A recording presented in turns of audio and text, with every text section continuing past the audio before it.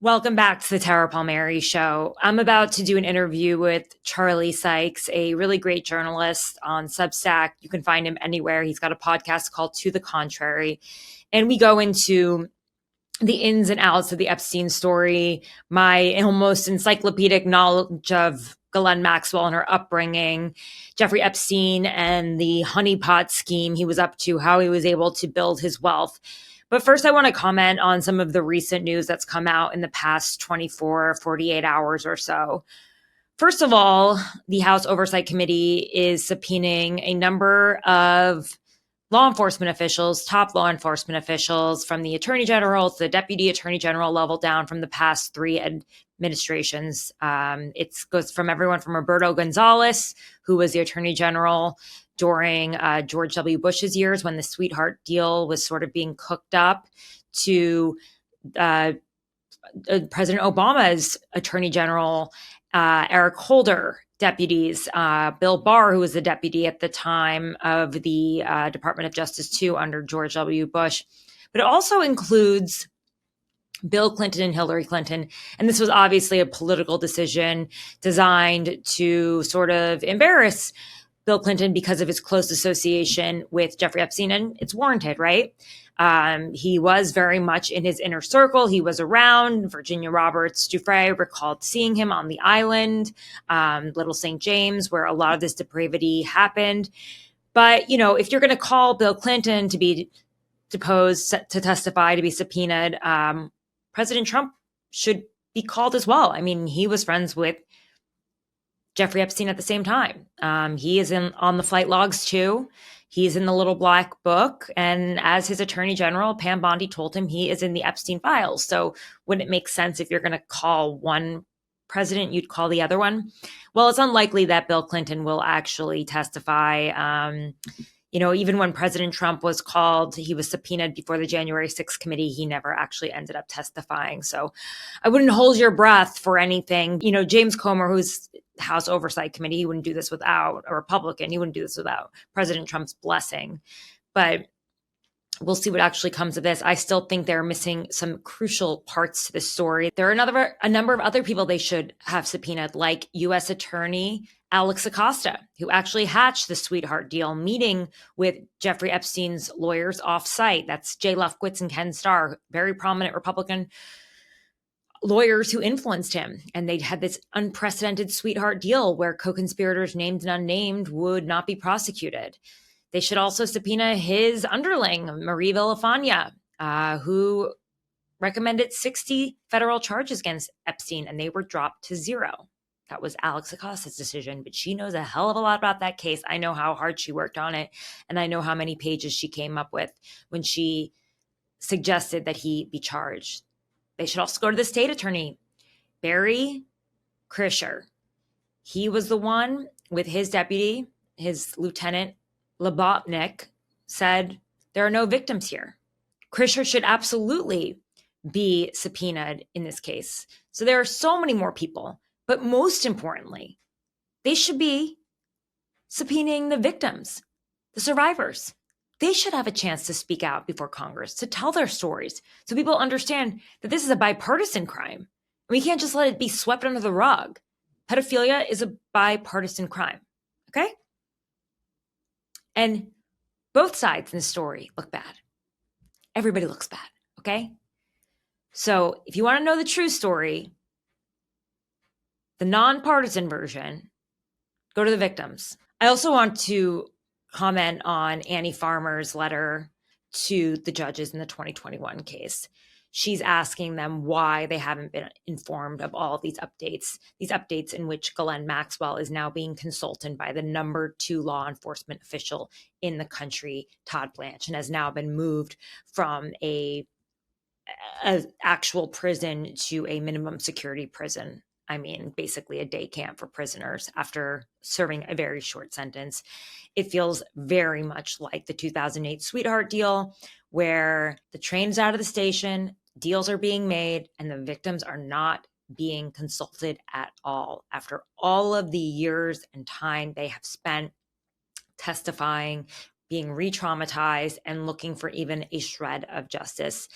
I spoke with her sister, Maria, the other day, and Maria said that she is terrified. She is having nightmares, thinking that soon Ghislaine Maxwell, who is just as culpable as Epstein in this, will be free. She'll be under house arrest. That's what she said. You know what's next? It's going to be house arrest. Just wait. It'll be soon enough. And it's sad to me that that's how they're thinking. So I just wanted to give you this update before you listen to this interview with Charlie Sykes. It's a we really get into it. It's another 45-minute episode. And I appreciate all of you who have stuck with the channel. New people, old people, please share this with your friends. We are, we're on a mission to make sure that the true story is not forgotten. This is a story about the victims. And once it becomes political, people get tired of it. They drop it. Oh, it doesn't work for my team or your team. Or this is not about teams. This is about doing the right thing. This is about injustice. Take a listen here. So we are very fortunate to be joined by Tara Palmeri, who has been covering this story for so long. Tara, thank you for coming on the podcast, first of all. Okay. Thanks so much for having me, Charlie. It's such a pleasure. Been admiring your work for a long time. So thanks for having me. Well, thank you. And I would strongly urge people to subscribe to Tara's newsletter, The Red Letter, which has been covering this in a different way. And I told you right before we started this that I was really struck by something that you wrote about your coverage of the Epstein story. I mean, the story is massive. It's power, corruption, secrecy at the highest levels. But you decided at some point that if you were going to do it, it had to be about the survivors, not the wealth porn, not the conspiracy boards, not the political gamesmanship. And that's what I want to focus on today. Look, we can talk a little bit about what you think is going to happen in the future, but I want to talk about that. You have been writing about this story. You have been writing about Jeffrey Epstein and talking about Jeffrey Epstein. I'm going to pronounce it wrong, Ghislaine Maxwell for years now, haven't you? That's pretty close. It's Ghislaine, but yes, if you want to say it the French way. But if you say it the American way, it's Ghislaine. Okay, so I'm going to get it wrong either way. So, but let's just talk about this. Like, how long have you been reporting on this story? Okay, so shortly after Jeffrey Epstein killed himself or was killed, still very much unclear since we don't have footage of his cell and there's a lapsed minute. I got a call from Adam Davidson, who you might remember from Planet Money on NPR. He's an award-winning journalist and he from the New Yorker, and Laura Mayer, and she also is very well known in the audio space. She now leads ABC News' audio. And they asked me, would you want to be the host and lead investigator of a podcast? And Julie K. Brown, who broke the story open for the Miami Herald, she would be an executive producer. So would Adam McKay and Kevin Messick. They're both Academy Award winners. So they're like, we're doing this in a really elevated way with Sony Music. And I was like, I remembered at the time that I felt very lost because I had just left network news. I was a White House correspondent for ABC News at the height of my career at 33 years old. And I just felt very unhappy and unsettled and feeling like that wasn't my place to be, even though that was obviously the height of anyone's career, especially at that age. I didn't even think I would get there, but I didn't like it. And I left, and I wanted to do more investigative style journalism. And I wanted to break more news, and I just felt kind of like it wasn't going to happen there. So part of leaving is you can't really go across the street to another network, especially if you leave early. So I had this lapse in my contract, and I just sort of traveled around and tried to figure out, like, what am I doing with my life? Why did I throw a grenade into it? I started writing a lot. I got a weird purple laptop, and I went to Joshua Tree because all of my friends said there's great energy there. And I love to hike in the desert, and I rented a hotel, and I liked it so much I got a house. And so I just I made fires that night, and I looked up at the stars, and I was like, God, tell me, what am I doing with my life? I don't understand. And so the next day, I get this call from Adam and Laura, and I was very intrigued because I've always been drawn to, the reason I became a journalist, I remember being really drawn to the idea of the muckrakers when I was a child, when I learned about them in high school, and that these journalists like Nellie Bly and Upton Sinclair, that they could really hold power to account with their pen, that they could make sure that corruption in cities, in mental asylums, inside of, factories, in our meat packing, that we could get down to the bottom of this and protect people who have less power than the robber barons, as they were called at the time, right? And so that was always the thing that drove me to journalism. But I mean, sex crimes are dark. It's really dark. And it personally heavy for me. And, the Epstein story has it all. It's power, it's corruption, it's secrecy, like you said, and mystery with the death. But it also is about children being raped, and molested. So it took me a minute to think to myself, like, is this your story? Or do you want to live in this space? Because to do it properly, you can't just go in and out of the Epstein story. You have to stay there and you have to do a lot of digging. There's a lot in there. Right. And it has to be stood up. So I knew it wasn't going to be like a quick few month project. It was going to take a while. And I thought about it. I kept hiking and I was like, you know what? I feel like this is an important story to tell, but it has to be told through the eyes of the people that were there, the women, the children, the victims. And we can't forget their pain and the way that their lives have been so broken because of it. Yeah. And it's called Broken, Jeffrey Epstein. Because for so long, people will say, for a minute, let's reflect on the survivors for a minute. And it's like, just for a minute, right? Let's just reflect on the people who, by the way, when you look at the number of women who have been compensated from the victims fund that they have out there, so many of them have killed themselves.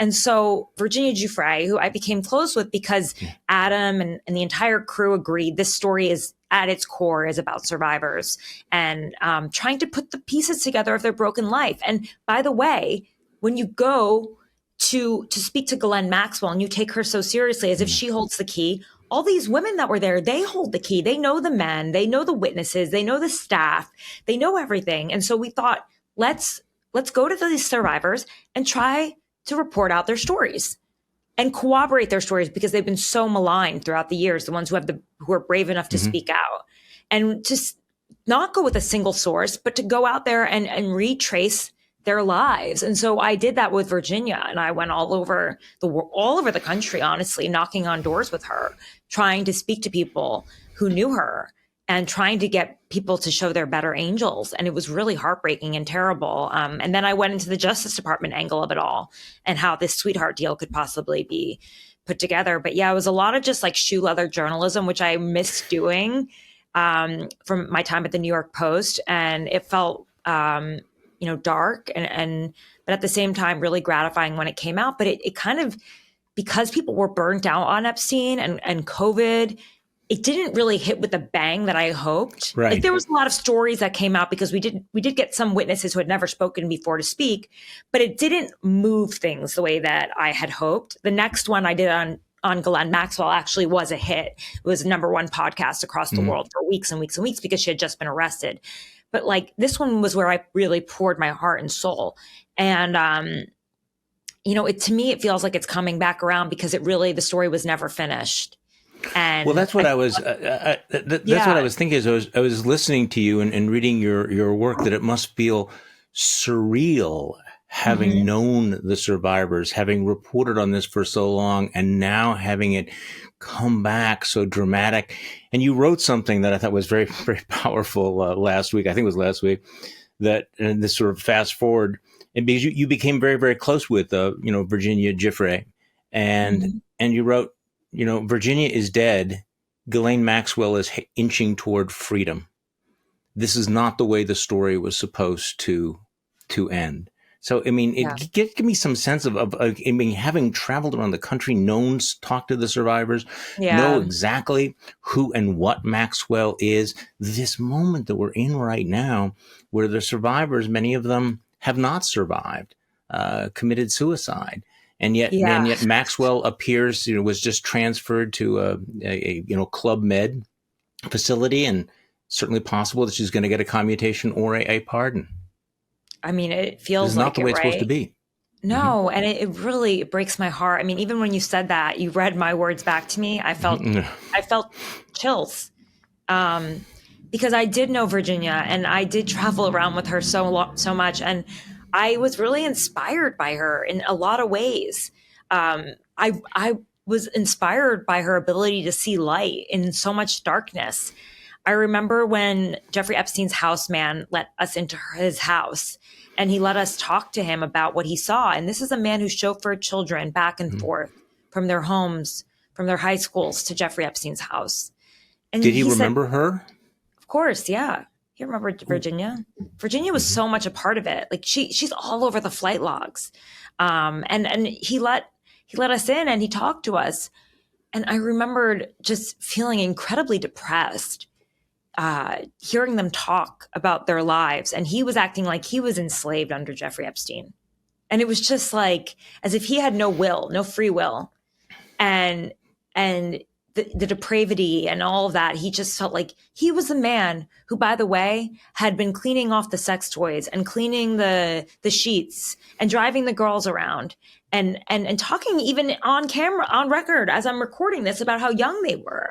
And it made me just so sad. And Virginia, when we left that interaction, we spoke to us for about a half hour. This is pretty crazy, Charlie. Feds actually called, the FBI called while we were talking to him, and you can hear it in the video, in the audio. He picks up the phone. He's like, "It's the FBI," and they're calling and talking to him.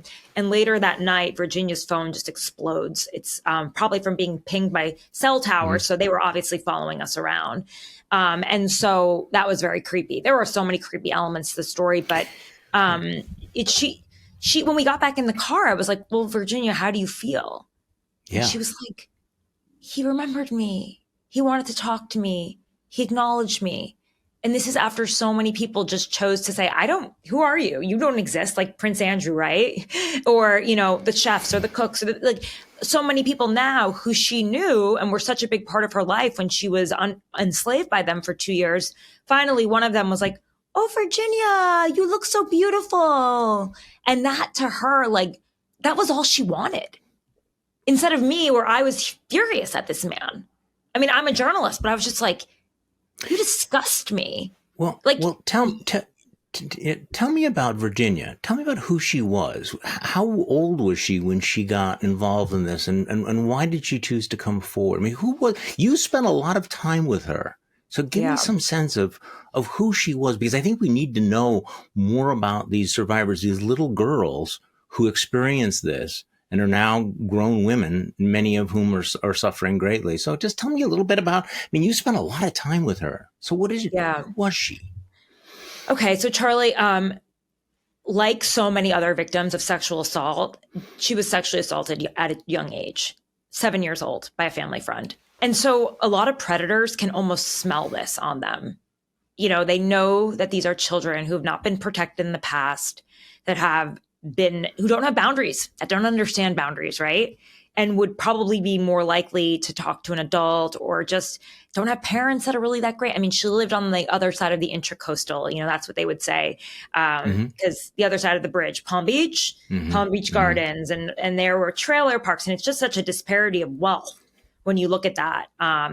And Virginia, she was working at Mar-a-Lago, where her father also did some odd jobs. And she worked in the spa as a spa assistant. And she was reading a book about how to become a masseuse because she thought that could help her get away from this world that she lived in, right? And, Ghislaine Maxwell sees her. She's beautiful. She's young. She's got these big blue eyes. And Ghislaine says, "What are you reading?" Because this is what Ghislaine did. She was posh. What, she's 14, 15? How old is she then? She was either 16 or 17. It's unclear because Okay. She's changed. Her story has changed on that, and people have used that against her. But then I thought about it, and I'm like, if people tried to nail the date of something for me when I was 16 years old, I would be like, what? Do you know what I mean? Right, I don't even remember my 20s, let alone my teens. But and so it was either 16 or 17 between the years of 1999 or 2002. It's either 1999 and 2000 or 2000 to 2002. Regardless, President Trump had not shown a problem with this at all. And she actually met Trump through Epstein. She never met Trump when she worked at Mar-a-Lago. So this is what she told me, at least. And Yeah, so Glenn walks up to her, and actually the houseman remembers the day that Virginia was recruited, and he talked about it on the show. He remembered seeing her and saying like she was so skinny and pretty that he knew that she was going to come home, because he was in the car waiting, sweating in the convertible while Glenn was inside getting, Virginia and recruiting her. And basically Glenn did the same thing to everyone. She found out what these girls wanted or needed. She looked for the most desperate of them, or the most ambitious, or usually women without fathers that are around, or prior sexual assault against them. And she said, "You're so beautiful. You need to be a model. I know Les Wexner, the guy who owns Victoria's Secret." And she did, that wasn't crazy. Just come for an audition in the Upper East Side townhouse. I'll make you a star. Or she went to Interlochen's camp for arts, where so many of those kids just want to become, artists. And that's a scary route. And not a lot of parents can necessarily fund that. And they would say, we're a couple who can't have children, but we just want to sponsor children who have great talents, because we couldn't have children ourselves. And then they would lure them to their ranch in Mexico, where they claimed to have a camp for talented children, and then assault them, like they did to Annie Farmer. She was lured to this camp, to the Zorro Ranch, where, by the way, Jeffrey Epstein talked about creating a literal breeding ground so that he could spread his seed and reproduce multiple Jeffrey Epsteins with enslaved women, children. He didn't like women. He liked girls. So this is like a very depraved couple that preyed on people. And Ghislaine had a little Yorkie named Max, and she had a chauffeur, and she was posh. She went to Oxford. She just did not look like some madam that you would see on the side of the road. She looked and these girls are not prostitutes. I don't even like using the word madam, but if there's any perception that these girls knew that they were going to be brought into some sort of disgusting situation, that they were willingly brought to Jeffrey Epstein to be molested, like, I want to correct that record right now. Because when they showed up at his house, in the case of Virginia, she really did want to become a masseuse. And she said, we'll teach you. You can become a masseuse a traveling masseuse for a wealthy man. That didn't mean when you get inside Jeffrey Epstein's house, Ghislaine Maxwell is going to be the one who takes your panties off first and then will molest you next to Jeffrey Epstein. And that's the thing that I think MAGA and Trump's base and everyone, they keep forgetting, that Ghislaine Maxwell also molested Annie Farmer first in their house in Zorro Ranch in New Mexico, where there were no authorities or anyone around, and she's 16 years old. I mean, this is a woman who molested these girls too. With him. She's not a victim. This is not a victim. This is not the truth teller. This is not the key master who's going to unlock the depravity, because now she has a chance to tell the truth. She's a pedophile. I mean, how is that not pedophilia? A woman who touches children? Why? I don't think that there's a gender line in this. So let's go back to Virginia, though. So how did you get in touch with her? She goes through this nightmarish experience, and yet spoke out, tried to tell people the truth. Let's do the fast forward. So she's in a car with you, driving around, trying to find people who will remember who she was and what happened. Why was she doing that? It wasn't just to remember who she was. Like, for example, when we went to the pilot's house, Larry Visosky, he had flight logs that she believed could help verify her story, and the fact that she was on flights with various men who she was trafficked to. And he never made those flight logs public. Like, they're not in the FBI vault. He said he gave them to Epstein's office instead of holding on to them. Whereas the other pilots, Dave Rogers, for example, he gave them over to the FBI, because a lot of pilots just hold on to their flight logs. So we went and knocked on the door, and we called him, and he hung up on her. Nice. Just because she was like, you have evidence. I know this. Like, she's smart. She knows how to fill up. All of them knew how to complete their own stories. They knew who was there. They know who saw them. We went to Juan Alessi's house because we knew that he was an eyewitness. And that was why we went there. We tried to speak to the chef, Adam Perry Lang, who is a famous chef, by the way. He's been on Oprah. He's best friends with Jimmy Kimmel. He had a very popular restaurant in Los Angeles called APL. And when we went there, John Hamm was there with him, eating in the back of the restaurant. So this is like a very famous chef. who was actually the chef for Jeffrey Epstein for many years. And he never said that, even in his book. He just said he had a wealthy client who taught him barbecue on a New Mexico ranch, but forgot to leave out the part about the literal breeding ground that the ranch was becoming. That was the goal for it. So it's like, and he wouldn't speak either. He basically said, oh, my lawyers will talk to you. Same with the prosecutors. Like I didn't go to Virginia to talk to the prosecutors. Mm-hmm. And when I would go to these prosecutors who were involved in the case, at the 2008 sweetheart deal, I mean, they recommended 60 federal charges against Jeffrey Epstein, and it went down to 0. And I said, how did that happen? 0. And they were like, these lawyers told me to talk to their lawyers, right? There was just, and then I asked their colleagues who were just in the office at the time, wondering if they gleaned anything from it. And so many of them said, this is how it goes, like 2-tier justice, power, politics, corruption, wealth. This is how it works.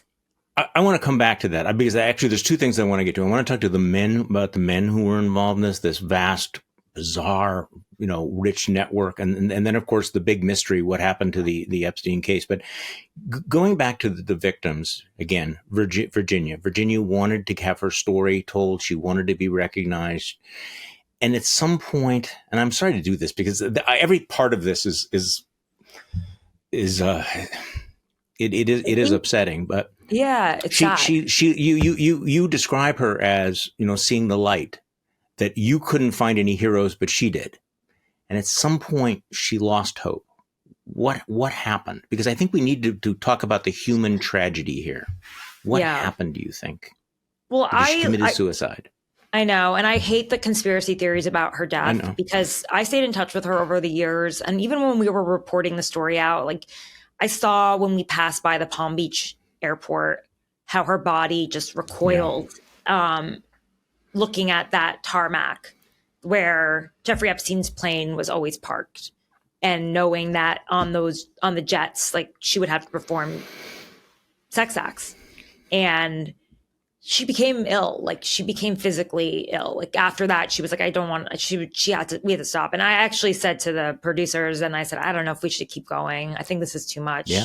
She wanted to though. I mean, I didn't push her at all. In fact, there were many times where I was like, Virginia, this is hard for me. I don't know how you keep going. She's like, no, I want justice. I want justice. You can hear it in her voice if you listen to the show. Yeah. Broken Jeffrey Epstein, like she's just like, I want justice. I want justice. Because the way she explained it to me was, First of all, she escaped in 2002 when Jeffrey told her to go to Thailand to find twins for him. So she goes to Thailand, and because he would often do this, like tell her to go here and there and find girls for him. But she was so in the web, like so in there in the center of it. And she meets her husband, Robbie, and Robbie's the white knight. He comes in there and he's like, Virginia, this is terrible. You cannot go back there. This is horrible. And I think she was 19 at the time when she met him, or 18. It was like around those years. And he said, I'll take you to Australia. You'll be so far away from these people. You never have to see them again. And of course, this is a girl who's been sexually trafficked and abused, and for really through her whole life. And she looks at him and she's like, he's my savior. And really, even at that time, the way she talked about Robbie was that he was sort of her savior, like there to that when we worked together. But then when I spoke to her last in February, around the time that the Bondi, classified documents came out, classified, those were really just Virginia's, by the way, court docs in the civil case with Ghislaine. She told me their relationship had fallen apart. They were heading towards a divorce. There were custody battles, which are totally normal in divorces, by the way. He was abusing her and treating her horribly, and they were living separately, and it broke her heart because she was afraid to lose her children. It was looking at her daughter and seeing her daughter when she was born. She told me that was when she realized that she had to speak out and she had to say something, because she waited a long time. I mean, she waited till 2011 to really come out. And for so long, people just ignored her and dismissed her. And, it's really hard. She's a very rare person, a singular voice, a woman who kept going, really beating the drum for so long. And to be ignored and treated terribly, especially in the British press. I don't know if you ever followed the way that they treated her. It was disgusting. And Yeah, she just would not stop. And I admired that in her, but I also understood that when she saw her daughter, she saw the innocence in her daughter, because I keep seeing this and hearing this over and over again from victims of sexual assault. They have been so degraded by the acts against them that they don't see the value in themselves. They don't think they are worth fighting for. So for Virginia, it was always about fighting for either the other women or little girls that could potentially end up in the same place that she was in. They have to feel like they're fighting for someone else. Like even Courtney Wild, who I interviewed in the show, she said that she hid from the cops because she thought she was a child prostitute. Epstein told her that he would provide her a lawyer because what she did was possibly illegal. And she thought that when the police and the FBI and the prosecutors and all of these investigators, the FBI, they were coming for her, not to get information for her on Epstein. So she hid from them.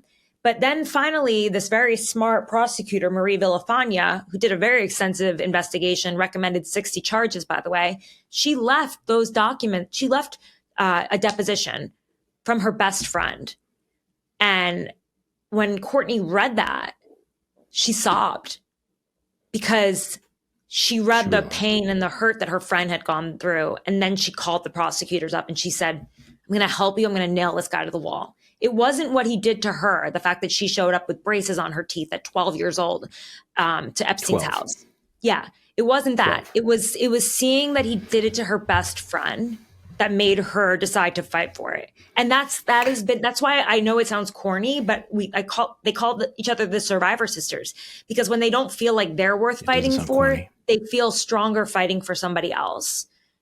It's a really beautiful thing, honestly.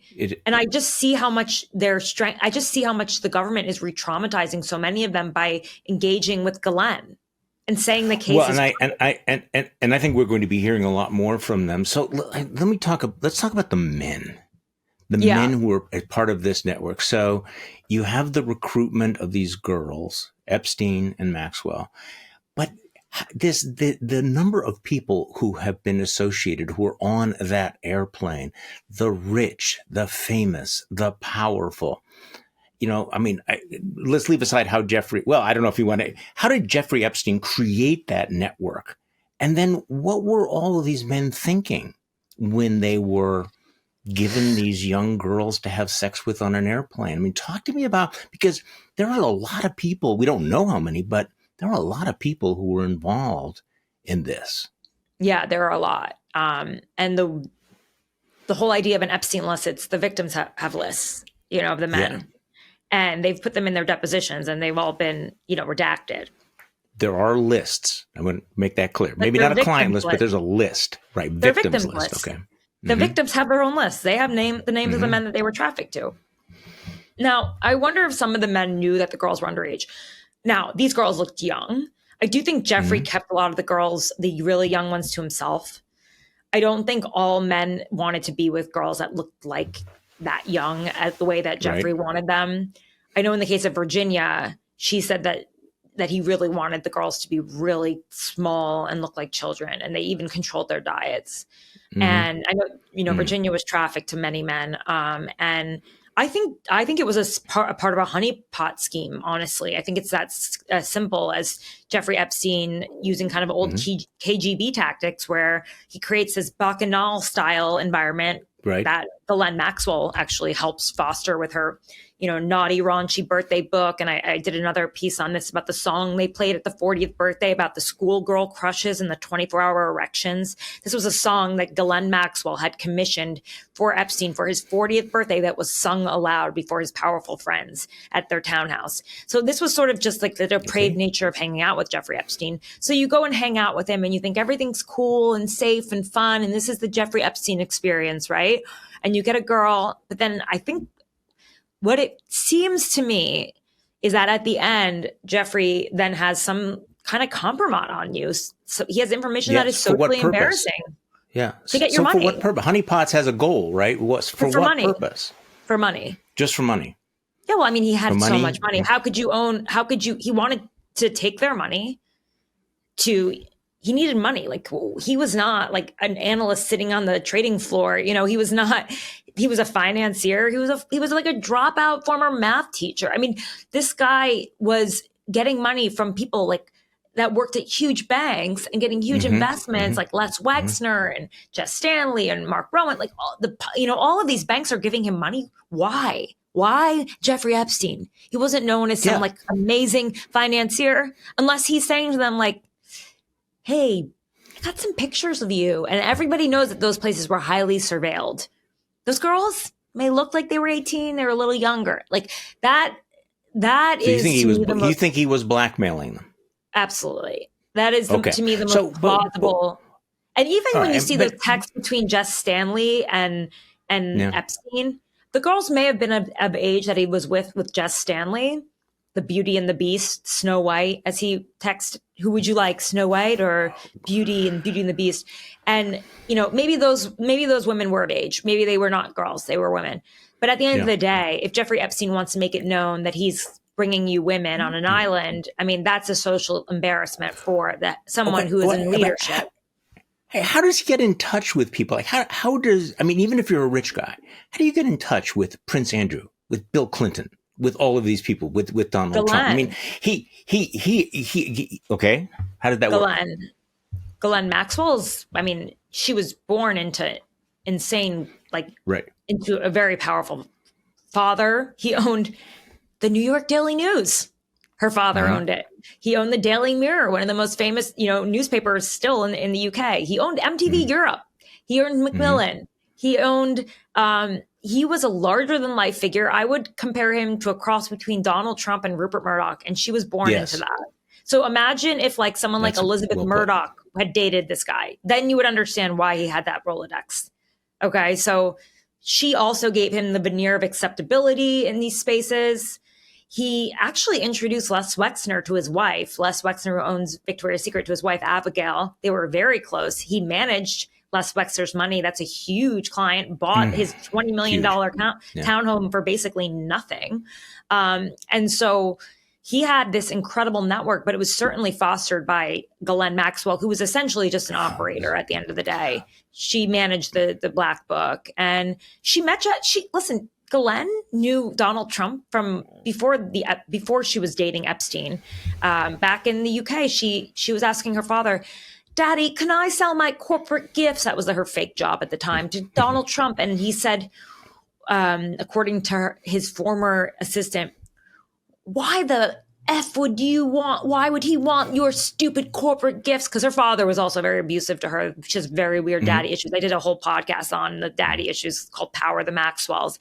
But so, and this is all through friends and former employees of Robert. And, Donald Trump went on her father's yacht, the Lady Ghislaine. Named after his favorite daughter, and he remarked how beautiful it was inside. So they go way back, and So the power and wealth nexus, I think, is, obviously, an irresistible part of this story. But I want to just shift now to the one big mystery of this story that you touched on it before. How he got away with it for so long. You had the 60 federal charges that were reduced to zero. You had these sweetheart deals. What is your take on this? I mean, up until the time when he was arrested, he was in prison, Maxwell is serving the term. What was going on there? Is it as simple as simply that you're dealing with the rich and the powerful in a two-tier justice system? Is there anything behind that?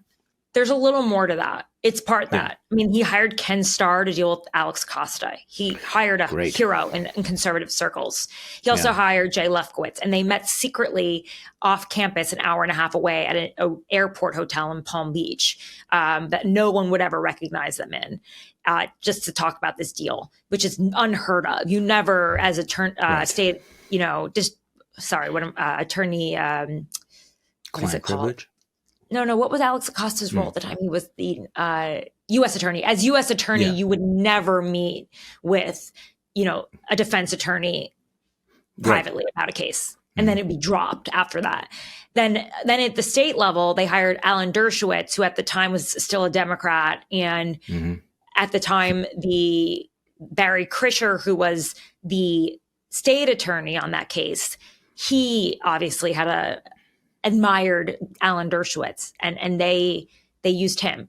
But I do think there's a little bit more to this. And first of all, Jeffrey Epstein had long been cooperating with the feds.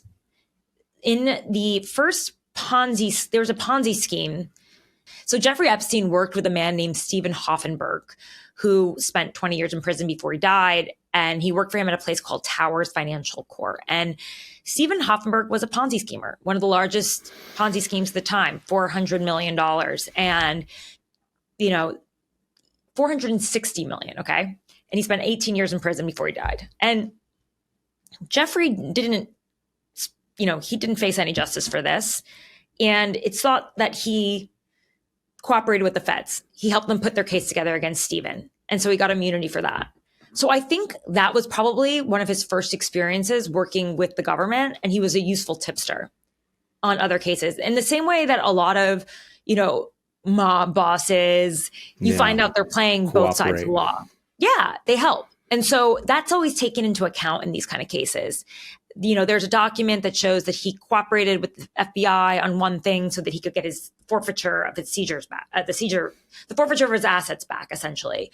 And so I believe that he was always helping out the law enforcement community in some way throughout his life. And I think that gave him some leniency. We know that he worked on, some deals internationally. He was always talking to foreign, princes, dignitaries, businessmen, and he may have, as a American businessman, offered information to the CIA, just as voluntarily, not as a spy or not as an asset, but just as here's a tip I'm going to pass along. And people take kindly to those things. And the law enforcement community does. So I do think that they were willing to perhaps make this exception as part of it as well, that Jeffrey was giving them information that helped them with their cases because of his network. And there was also, part of this is also, and we've seen this again and again and again, the campaign to smear the victims / survivors to challenge their credibility, right? I mean, they went after them, particularly in Britain, rather aggressively. So, okay, let's come up to the current day. What do you think is going to happen now? You know what? Before I ask that question, why is Donald Trump, and we have not talked about him yet much, why is he so adamant not to release the Epstein files? What is it that he does not want people to see in the Epstein files that we don't know? I think that Donald Trump obviously we know that he's been told that he is in the files by his own attorney general. That's been reported. Right. And which we knew. Yeah, we knew that. So in what context, right? We know that we already know that he's in the little black book 14 times, right? We know 14. That he's in the flight logs. So what else? Question mark. Exactly. That's what we need to know. Perhaps that book with the birthday tributes would be revealed, right? Because that triggered him. Something that would be probably in a seizure that the FBI would probably raid the house and find that. And so that is something that I would think, he would be unhappy to have that be released. But then also the people, the network around Jeffrey Epstein, an incredibly powerful network. And I do think that would also probably be dangerous for Trump, even though most of the people are Democrats, to be fair, like a lot of them are, but that was still his network. He was a Democrat when he was hanging out with Jeffrey Epstein. Well, I thought it was very interesting that that Wall Street Journal report on the birthday card. I mean, it was. I thought it was incredibly sleazy. It was certainly not a massive bombshell, but it triggered Donald Trump to the point that he is going to legal war with Rupert Murdoch about it. So there's a level of sensitivity. It's also rather extraordinary because Donald Trump has gotten away with so much so far. I mean, right? He's been found guilty of liable for sexual abuse. He's done all of these other things, and it has not hurt him. And yet there's something about this that bothers him. So, and he's going to extreme steps. So you're in touch with the survivors. What was the reaction to moving Ghislaine Maxwell to the Club Med? because they know the trajectory. They know where this is going. Yeah, What do they think about that? They're so upset. I mean, they were telling me, I was talking to one of them yesterday. They're like, next thing you know, she's going to be on house arrest. They Yes. just feel, I mean, Annie Farmer testified in the 2021 case. She was assaulted at 16 years old in the Zorro Ranch by Ghislaine and Jeffrey Epstein. It was Ghislaine first. And she spent hours and years of her life working with the DOJ. The first time they called in 1996 and they didn't help. Again, they cooperated before the sweetheart deal that nothing happens. You know, slap on the wrist, sex offender, spend some time in, you know, a county jail with work release.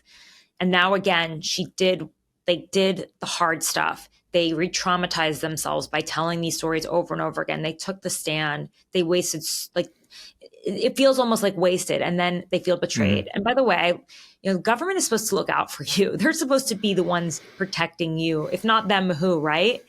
And here they are again, betraying them. And that's how they feel right now. They feel betrayed. It's traumatizing, frankly.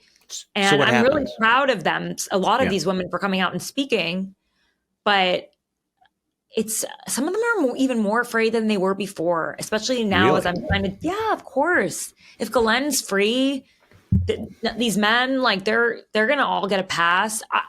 Before Pam Bondi announced that the case was closed, I had been staying in touch with people in the Justice Department, and I would ask them, like, what's going on with the case? You guys working on it? Anyone new? And they said, you know, we've got pictures, we've got surveillance, we've got footage, we've got all this stuff. We're working on it. Hang tight. You know, and I assumed, yeah, these are the best defense attorneys in the world, right? It's actually kind of ironic, Charlie, but I did an interview with Joanna Coles the week before of the Daily Beast about the Epstein story. And just somehow we really got into it. And she said to me, Tara, you're such an expert on this. Why don't you just do a podcast on Jeffrey Epstein or write your Substack on Jeffrey Epstein? I go, Joanna, it's such a dark story. I was like, it's terribly dark. And I told her, you know, my sources tell me they're still working on it, though. They just know that they have to, like, I remembered Virginia told me that they brought her to the FBI, Stan Pottinger, her lawyer, and she went to the FBI to try to identify her body in pictures that they had of her with men. And it wasn't her, it wasn't her body. But like the fact that they even asked them to come in there to identify them means that there is evidence.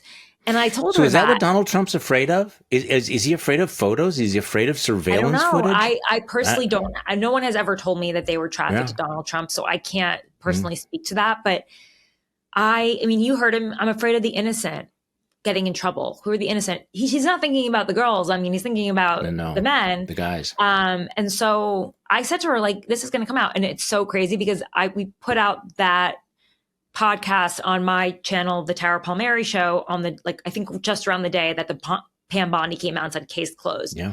And I went to my source. I said, what happened? Source said, we gave the DOJ everything we have. And I was just like, what do you mean? Case closed. You know, what?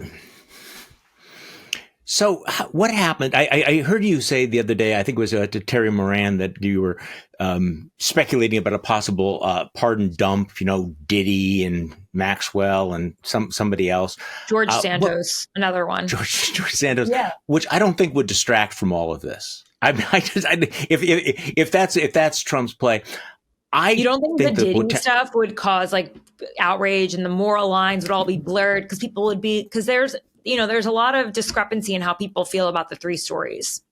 Right. But I think that it would be an amplifier, that it would amplify what the hell is Trump doing? And I guess the question is, will the survivors then speak out? Will there be a backlash that will make them, somebody used the phrase household words. I mean, they've been telling their story. You're saying that they feel frustrated about all of this. But if she walks free as part of this deal, will that be one of the consequences, that all of the stuff we have been talking about becomes front and center in a way that it's never been before? I think that President Trump believes in his ability to change the news cycle, and he probably wants her out. And that he does not think this is going to dog him forever. And that's what he thinks. Yeah, I don't know. I mean, My fear is that if the victims see her walk free, they know that they don't have anyone, they have no support, they have no one behind them, and they'll become quiet. Some will speak You think out. so? Yeah, I do. I'm already seeing Ooh. it. People are afraid. It's just the shifts, like there is no more justice. We don't live in a place, not that there ever was justice, but we don't even live in a place anymore where people will pretend there's even justice. Like, not That's even dark. create a veneer of it. So, Okay. yeah, I think, I have some dark moods, Tara, but that is really dark. yeah. Yeah, no, this is a scary spot to be in. This is a scary place. And that's why I'm like, let's not get so obsessed with was he CIA? And like, I am going to go into that in some of my reporting. Yeah. I mean, if you follow Yeah. me, the Tara Palmeri Mm-hmm. show, the Red Letter, I am going to go into my, like go into what I was talking about with Jeffrey Epstein's relationship with intelligence circles and how he may have used that for these Mm-hmm. deals. And I definitely want to explain more about the psychology of Ghislaine Maxwell so that people really understand what type of criminal mastermind she was and how she was created. Because I think if you understand how she was created from her father, from this really dark, evil person, you will understand how she has the capacity to do what she did. And you will not see her as the victim that she claims to be. I think I'm going to try to make that clear. And I'm going to try to keep reporting the story. But like, and not just that, the fact that Trump can slap the Wall Street Journal with a $10 billion lawsuit, Yeah. which I'm sure he's going to drop. But, that's also created a really big chill because he can slap the Wall Street Journal with the lawsuit, but he can also slap a victim or a survivor that wants to speak out with a defamation lawsuit. Or you A and journalist that's not with a big news organization that doesn't have Rupert Murdoch behind them. So it's a scary time to be in right now. It is a scary time, and yet Donald Trump does believe he can change the news cycle, but he hasn't so far. And I'm looking at public opinion polls showing 70-80% of Americans who think the government is covering something up. So this is the one time when he has not been able to use that playbook. Yeah. You don't take any hope from that? I do. Yeah. Listen, I don't know why I'm still a journalist after all these years and the back and the twists and turn in my career. I love what I do, obviously, but like, you have to have those checks every day in your life where you're like, am I doing the right thing? Because as you said before we even started, this stuff is hard, right? And I've always said this is the most important story of my career. I said that even before it came back around, that it was the most meaningful. And the fact that it's come back around, I do feel like a responsibility to keep pursuing it and make sure that people understand the full depth of this story, and to keep reporting on it. So I'll do my part in terms of, and I'm not motivated by politics. Like I really am not like, yeah, let's take down Trump with this story. Like I'm not that type of journalist. I really am not. I just believe in like justice. And I found it to be very, very infuriating, this whole idea that the case was closed and that there were no third parties and that we're all supposed to believe that. And that really bothered me. And some of the language that's being thrown around, like Virginia being stolen, it's just like, it's dehumanizing. And I also don't like how the survivors have been turned into political pawns at the same time. Like, what if you find out that the entire list that these girls give you is all Democrats? How are the Democrats going to do? Because it's got a lot of Democrats were in there, And so everybody has to realize that no one looks good in this. This is a bad story. This is a really dark story. And we have to stay on it. We can't control the outcome, and we can't make justice flow like a river. All we can do is tell the truth, right?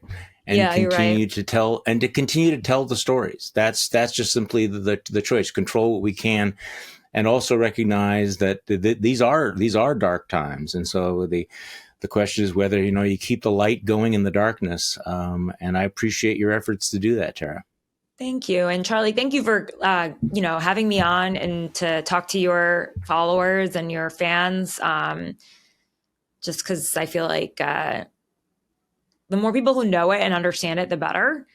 And, people have asked me really simple questions about it, but like, why is this a problem? And I get kind of angry, and I'm like, why do you not see it as clearly as I do? But I do think the more that they can see it through the eyes of somebody who is a victim, I think that they'll be able to understand why this is why this can't go away. I mean, and then, I agree. Yeah.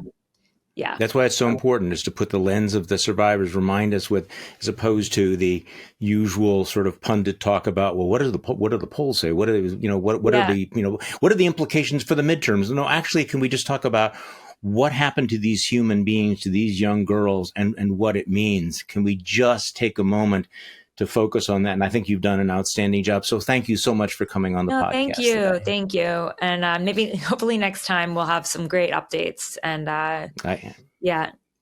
we will have updates. And thank you all for listening to this rather extraordinary episode of To the Contrary podcast. I'm Charlie Sykes. We do this because we need to remind ourselves that no, we can't control the outcome, but we can remind ourselves that we are not the crazy ones. Thank you. If you like my reporting, please go to tarapalmeri.com. That's TARAPALMERI.com, and sign up for my newsletter, The Red Letter, where you can get all of my exclusive reporting and my features there, and you can support my independent journalism. I want to thank my team, my producer, Eric Abenate, my social media manager, Sarah Carney, researchers, Luke Radel and Abby Baker. I also want to thank my thumbnail artist, Adam Stewart. I'll be back again soon.